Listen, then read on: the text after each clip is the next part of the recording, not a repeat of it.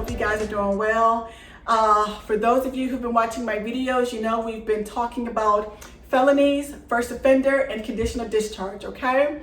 In my last video, we talked about the downside and or consequence for people who fail to successfully complete their first offender sentence or their conditional discharge sentence. Today, we're going to be talking about early termination of felony probation, okay? So here we go, guys. Here in Georgia, there is a law that allows for early termination of felony probation if you meet certain conditions, okay? Now, this law is also known as Behavioral Incentive Date, or BID, B-I-D, okay? Now, under this law, the sentencing judge in your case is required to set a behavioral incentive date to have your case reviewed and recommended for early termination. Now, the behavioral incentive date that is set by the judge has to be 3 years from the date the judge imposed sentence in your case, okay?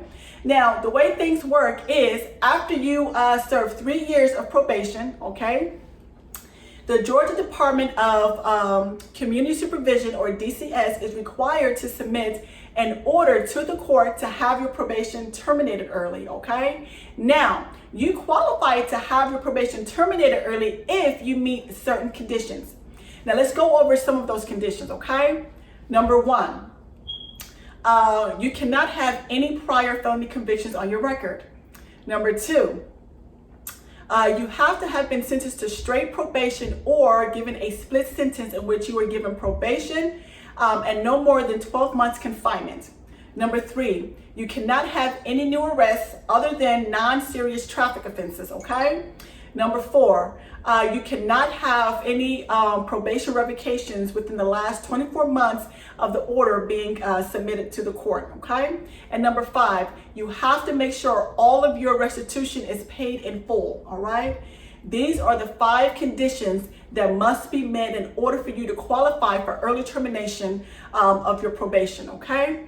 After the Georgia Department of Community Supervision submits the order to the court, the judge can either sign the order to terminate your probation, or the judge or prosecutor can request a hearing within 30 days of receiving the order, okay?